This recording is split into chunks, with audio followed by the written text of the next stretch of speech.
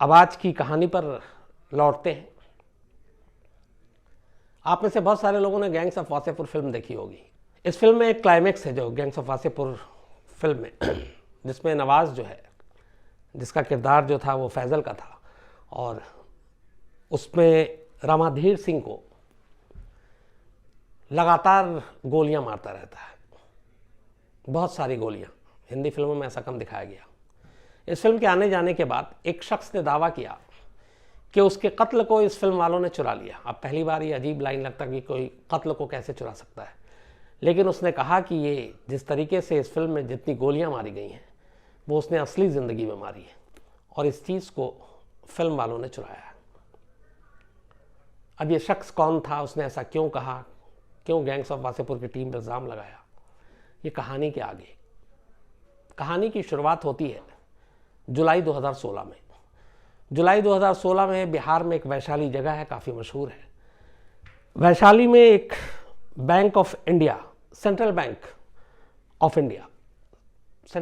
India के पास रात को एक स्कॉर्पियो गाड़ी आकर रुकती है। बिल्डिंग में फर्स्ट फ्लोर पे ये बैंक था। उस गाड़ी से एक शख्स उतरता है और उसके पास बाकायदा gas cutter, electric cutter, 17 blades, cylinder, लोहा काटने की मशीन, ये सारी चीज़ें थी। वो पहली मंजिल पे जाता है, पहला दरवाज़ा काटता है, दूसरा दरवाज़ा काटता है, अंदर पहुंचता है। अब जो सिर्फ बैंक का चेस्ट था जिसमें सारे सामान, जो पैसे और सारी चीज़ें रखी हुई थी, जो तिजोरी, उसको काटना था और उसको वहाँ से निकल जाना था। लेकिन वो जब बैंक का ये तिजोरी काट रहा था, कुछ ऐसा सिस्टम था जिससे अलार्म बजा और पुलिस तक ये बात पहुंच गई। पुलिस के आने से बेखबर वो बैंक के अंदर था, तब तक पुलिस मौके पर पहुंच गई। उसके बाद उस शख्स को रंगे हाथों गिरफ्तार कर लेती है। उम्र करीब 36 साल के आसपास थी उस लड़के की। उसने नीली पैंट, नीली शर्ट और नीले जूते, सभी ब्लू कलर के पहने हुए थे। उसकी गाड़ी से सारा सामान मिलता है, जो सामान वो बैंक के अंदर लेकर गया था काटने के लिए, सारी चीज़ें, कटर वटर, वो भी तो रंगे हाथ पकड़ा गया। वैशाली पुलिस ले गई और वैशाली पुलिस इस बात पर खुश हो रही थी कि चलो एक बैंक डकैती होने से बचा लिया। अब उससे वो पूछताछ शुरू करती है, सिर्फ इसलिए कि और भी ऐसी कुछ लूटपाट या ऐसी बैंक डकैती हुई जिसमें ये शामिल हो तो उसका भी केस सुलझाया जा सके। पूछताछ करती रहती है। थोड़ी देर के बाद वो उकता जाता है। उकताने के बाद वो एक ऐसी लाइन बोलता है कि जितने पुलिस वाले थे वहां वो सारे चौंक उठते हैं। जब ज़्यादा इंट्रोगेशन हो रहा था तो वो उकता कर पुलिस वालों से कहता है, और सीनियर, चूंकि एक बैंक में डकैती का मामला था तो वहाँ के एसपी वेसपी सारे पहुँच चुके थे, वो सब पूछताछ कर रहे थे। और ये फराटे में हिंदी इंग्लिश में बात कर रहा था, इंग्लिश उसकी बहुत अच्छी थी। तो जब ज़्यादा उसके पर दबाव डाला गया पूछताछ के दौरान, तो अचानक वो एसपी से कहता है कि क्या साहब, अपना और मेरा टाइम क्यों पूछताछ में बर्बाद कर रहे हो? मेरे बारे में जानना है तो गूगल करो, अमित या अविनाश किलर टाइप करो, तुम्हें मेरे बारे में सारी जानकारी मिल जाएगी। पहले पुलिस वाले हंसे कि ये क्या बचपना है या क्या मजाक है। वो कहता है मैं मजाक नहीं कर रहा हूँ, अगर मेरे बारे में पूछताछ करने और अपना टाइम वेस्ट करने की, अपना और मेरा भी, एक काम करो, बड़ा आसान काम है। मैं क्या हूँ, मैं कौन हूँ, ये तुम्हें फ़ौरन पता चल जाएगा। आप गूगल करो, उस पर टाइप करो अमित या अविनाश सीरियल किलर, मेरे बारे में सारी जानकारी होगी। इत्तेफाक से वहीं जब इसने दूसरी बार कहा तब पुलिस ने इसको सीरियसली लिया इस बात को, और एक ने गूगल कर दिया। जब गूगल किया तो उसमें अमित सीरियल किलर के नाम पे बाकायदा एक पेज आया और उसमें पूरी जानकारी थी। अब जब वो पुलिस वाले ने पढ़ा तो धीरे धीरे उसकी हालत ख़राब हो गई। उसे लगा कि जिस एक नाकाम बैंक डकैती के लिए जिसको गिरफ्तार करके लाए थे, यह आदमी तो अपने बारे में कुछ छुपाता ही नहीं है। उसने बाकायदा गूगल पे अपने बारे में सारी चीज़ें डाल रखी है, और उसके हिसाब से उस गूगल में जो उसने डाला था, उसने लिखा था कि उसने 20 कत्ल किए और अभी लिस्ट पूरी नहीं हुई है, अभी और भी कत्ल करने हैं। जब ये सारी चीज़ें पुलिस वालों के सामने आई, फिर उससे पूछा कि तुम अपना जो ये करते हो क्राइम और फिर गूगल में भी डाल रहे हो, तुम्हें डर नहीं है? तो उसने कहा नहीं, मुझे कोई डर नहीं है और मैं चाहता हूँ कि मेरी ये चीज़ें सारी जो है वो लोगों तक पहुँचे।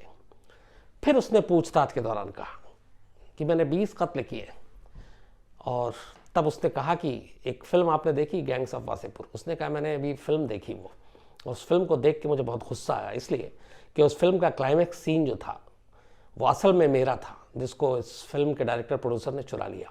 तो उन्होंने कहा वो कैसे?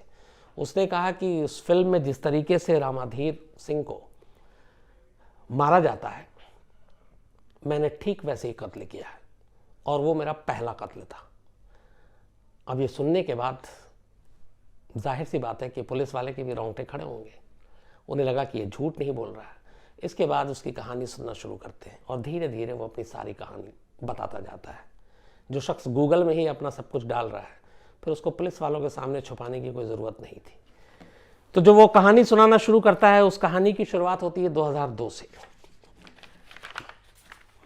पटना का रहने वाला, बिहार के, पिता इसके पॉलिटिशियन, अच्छे अमीर फैमिली से, और पिता का नाम ललन श्रीवास्तव।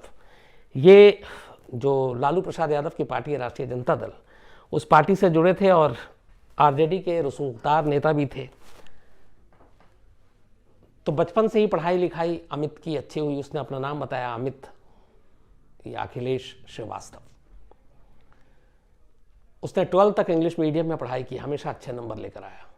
12 के बाद उसके पिता ने उसको दिल्ली भेजा।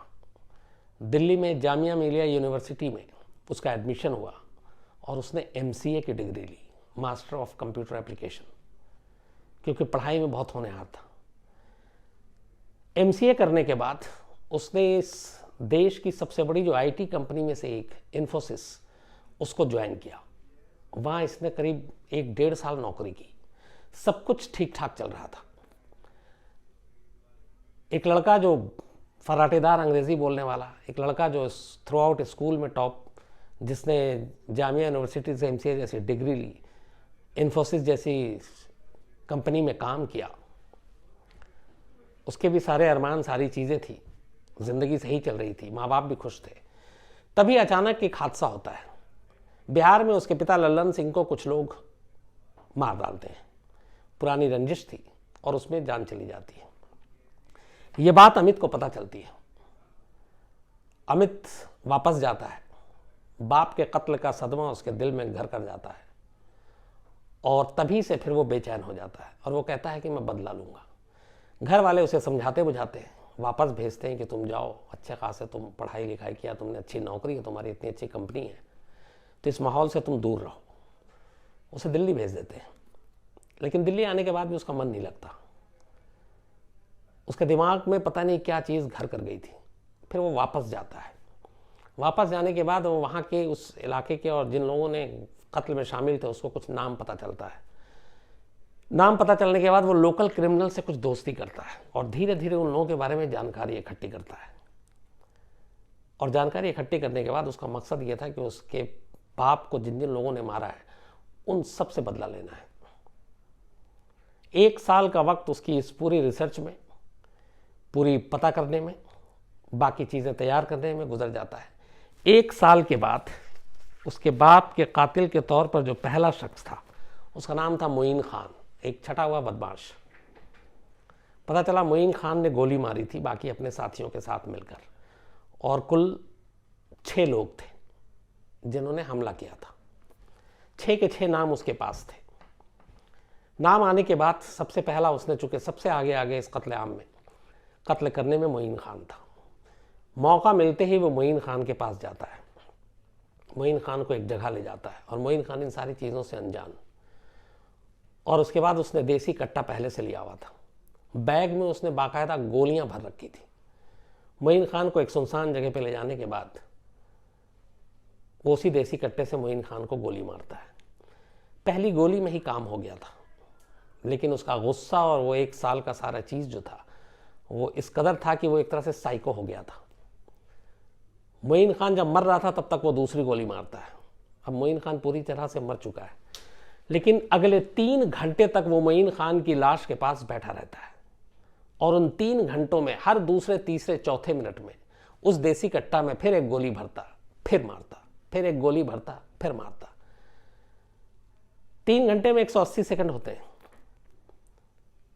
नहीं 3 घंटे में 180 मिनट होते हैं। अब 180 मिनट में अगर ये आप मान के चलें कि हर 3 मिनट में उसने एक गोली मारी तो करीब 90 गोलियां हो गई।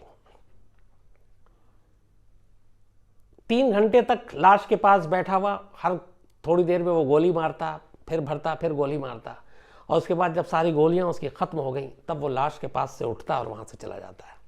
बाद में जब पुलिस को मोइन खान की लाश मिलती है तो बिहार पुलिस भी दंग रह जाती है, इसलिए कि उसने ऐसी लाश नहीं देखी थी जिसके पूरे शरीर को गोलियों से छलनी कर दिया गया हो। किसने किया, क्या किया, कातिल तक पुलिस नहीं पहुंच पाई। इसके बाद मोइन खान के दूसरे साथी को वो पकड़ता है, उसे भी गोली मारता है, फिर तीसरे को, फिर चौथे को।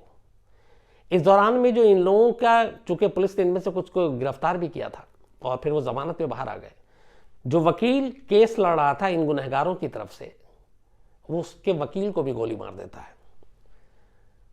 टोटल 5 जो इसके बाप के कत्ल में शामिल थे, उन 5 लोगों को ये मार चुका था।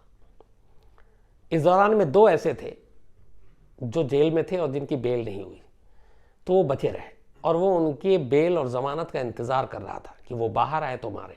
वो बाहर आ नहीं रहे थे। इस दौरान में अब चूंकि कत्ल करने की उसको आदत हो गई, एक तरह से एकदम वो साइको किलर हो चुका था। घर वालों को भी लग गया कि अभी रास्ते से भटक चुका है। फिर उसने वापस नौकरी और ये सारी चीज़ें छोड़ दी और जुर्म के रास्ते पे चल पड़ा। इसके बाद अब उसे पैसे और बाकी चाहिए थी चीज़ें। पटना में 2 ज्वेलरी शॉप में उसने लूटपाट की। उसके बाद फिर उसने एक एक करके कत्ल करना शुरू किया। एक लूटपाट के बाद वो पकड़ा भी गया, लेकिन जमानत पे बाहर आ गया। फिर धीरे धीरे करके वो अपने बाकी जिनसे लूटपाट करता या कोई विरोध करता तो लूटपाट के दौरान वो उसे गोली मार देता। और इस तरीके से उसने कुल करीब 20 कत्ल की बात खुद पुलिस वालों के सामने एक्सेप्ट किया। और उसने कहा कि अभी लिस्ट मेरी अधूरी है, जो असली अभी दुश्मन है उनमें से कुछ बचे हुए हैं। उधर जो उसके बाप के कत्ल के जुर्म में जेल में थे, जब उन्हें पूरी कहानी पता चली इसकी गिरफ्तारी के बाद, तो उनकी हवा खराब हो गई। उन्होंने बेल मांगना ही बंद कर दिया। उन्होंने कहा कि हम तो जेल में ही ठीक है। और इस तरीके से वो एक एक कर 20 कत्ल करता गया। कभी पुलिस ने पकड़ा नहीं। 2013 में एक बार उसकी गिरफ्तारी हुई लूटपाट के मामले में, लेकिन वो फिर जमानत पे बाहर आ गया। बट किसी को उसकी सच्चाई पता नहीं चली। जुलाई 2016 में जब ये सेंट्रल बैंक ऑफ इंडिया में डकैती हुई, जो नाकाम डकैती थी, जब पुलिस ने पकड़ा था, तब भी वो ये मान के चल रहे थे कि एक लुटेरे को पकड़ा है। लेकिन जिस तरीके से उसने खुद अपना खुलासा किया और उसके बाद पुलिस ने उन सारी चीज़ों को फिर वेरीफाई किया, तो पता चला कि ये आम इंसान नहीं है बल्कि एक साइको किलर है। और उसने उस वक्त भी पुलिस से कहा कि 20 कत्ल कर चुका हूँ, लिस्ट अभी अधूरी है, मैं जैसे ही छूटूंगा मैं फिर मारूंगा। तो वह खतरनाक किलर था। पुलिस ने फिर उसको, जाहिर सी बात है कि कोर्ट के में पेश किया, मुकदमा चल रहा है। लेकिन एक चीज़ थी जो पुलिस के लिए अब भी एक पहेली बनी हुई थी कि एक लुटेरा एक बैंक में लूट करने के लिए जाता है और उसके कपड़े बड़े अजीब हैं। वो नीली जीन्स डेनिम के, नीली शर्ट, नीले जूते, नीले सॉक्स, सब कुछ ब्लू कलर का पहने हुआ। तो जब पुलिस ने उससे पूछा कि ऐसा क्यों, तब उसने बताया कि उसकी अपनी कुछ मान्यता है। जब मोइन खान का जो पहला कत्ल उसने किया था अपने बाप की मौत का बदला लेने के लिए, तो बोला उस दिन मैं नीले रंग का कपड़ा मैंने पहना था स्पेशली, और मेरी मान्यता थी कि नीले रंग के कपड़ा पहनने के बाद मैं कभी पकड़ा नहीं जाऊंगा। और नीले रंग का कपड़ा पहनकर उसने पहला कत्ल किया। उसके बाद जब वो पकड़ा नहीं गया तो उसका फिर कॉन्फिडेंस बढ़ा। उसके बाद उसने जो अगले 19 कत्ल और किए वो सारे नीले रंग के उसी कपड़ों में किए। उसने जितनी भी लूट की वो सारे नीले रंग के कपड़ों में की। तो उसका यकीन बढ़ता गया कि नीला रंग एक तरह से उसका ढाल, एक उसका कवच है, और जब तक वो है तब तक उसका कोई कुछ बिगाड़ नहीं पाएगा। और यही वजह है कि वो नीले रंग का ही कपड़ा पहनकर हर वारदात को अंजाम देता। लेकिन जुलाई 2016 में जब सेंट्रल बैंक ऑफ इंडिया में उसने डाका डाला और डाका डालने के दौरान पकड़ा गया, तब भी इत्तेफाक से वो उसी नीले रंग के कपड़े में था, लेकिन इस बार वो पकड़ा गया। तो एक तरह से उसका भरम भी टूटा। फिलहाल मुकदमा चल रहा है। अभी चूँकि ये 20 की शुरुआत है, लगभग 3-3.5 साल हुए हैं उसकी गिरफ्तारी को, और पुलिस जो बाकी के 19 जो कत्ल बताए उसने, उन सब की कड़ियाँ जोड़ी तो उसमें बहुत सारे कत्ल के मामले मिल गए, कुछ के सबूत और बाकी चीज़ें नहीं मिली। लेकिन खुद पुलिस भी हैरान रही जब उसका सच सामने आया कि एक इतना अच्छा पढ़ने लिखने वाला लड़का, एक इतना अच्छा टॉपर, एक अच्छे यूनिवर्सिटी से MCA की डिग्री लेने वाला, एक इन्फोसिस जैसी कंपनी में IT प्रोफेशनल, और वो कैसे सीरियल किलर बन सकता है। तो इस देश में, इस दुनिया में जुर्म के रास्ते पे जाने के लिए या जुर्म करने के लिए कई बार ऐसा होता है कि आपकी पढ़ाई लिखाई, आपका रहन सहन, आप किस परिवार से हैं, आपका माहौल क्या है, इन सब चीज़ों का फिर मतलब बेमानी सा हो जाता है। ये होता है कि जिसको करना है वो जुर्म कर देता है। हालांकि यहाँ पे एक ग्राउंड उसका ये था कि उसके फादर का कत्ल हुआ, बदला लेना था, लेकिन अगर किसी के साथ इस तरीके की चीज़ें हों और हर आदमी बदला लेने के लिए इसी तरह कानून हाथ में लेने लगे तो फिर जंगल राज ही होगा हर तरफ। तो वो अगर उसके पास सारी चीज़ें थी, जानकारी थी, तो वो कानून से भी मदद ले सकता था, पुलिस से भी मदद ले सकता था, और उसके पिता के गुनहगारों को जो है वो कानूनन सज़ा मिल सकती थी, जो अधिकार कानून को ही सज़ा देने का। लेकिन उसने सज़ा देने का फ़ैसला खुद किया, उसने ये रास्ता खुद चुना और करीब 13-14 साल तक वो पुलिस और कानून को भी गुमराह करता रहा। और कमाल ये है कि जब 16 साल के बाद या 13-14 साल के बाद 2016 में जब वो पकड़ाया, तब भी पुलिस का कोई करिश्मा नहीं था कि उन्होंने इतने सारे कत्ल के केस को खोले। वो तो सिंपल से एक बैंक लूट की नाकाम कोशिश का केस सॉल्व कर रहे थे। लेकिन ये उसके अंदर था कि जब उसने कहा कि क्यों मेरा टाइम वेस्ट कर रहे हो, गूगल सर्च करो, अमित या श्रीवास्तव सीरियल किलर या साइको किलर टाइप करो, तुम्हें मेरे बारे में सारी जानकारी मिल जाएगी। और सच में जानकारी मिली और इस तरीके से एक केस खुला। तो ऐसे भी सिरफिरे, ऐसे भी साइको लोग इस दुनिया में हैं। ये थी कहानी एक आईटी प्रोफेशनल सीरियल किलर की। शायद मुझे नहीं लगता इसकी कोई दूसरी और मिसाल है कि कितना पढ़ा लिखा है इस तरीके का शख्स और वो सीरियल किलर हो। जब वो पकड़ा गया था 2016 में, तब उसकी उम्र 36 साल थी, अभी करीब 40 का ही होगा, बहुत ज़्यादा उम्र भी नहीं उसकी। लेकिन एक बदले की भावना ने उसको गलत रास्ते पर डाल दिया।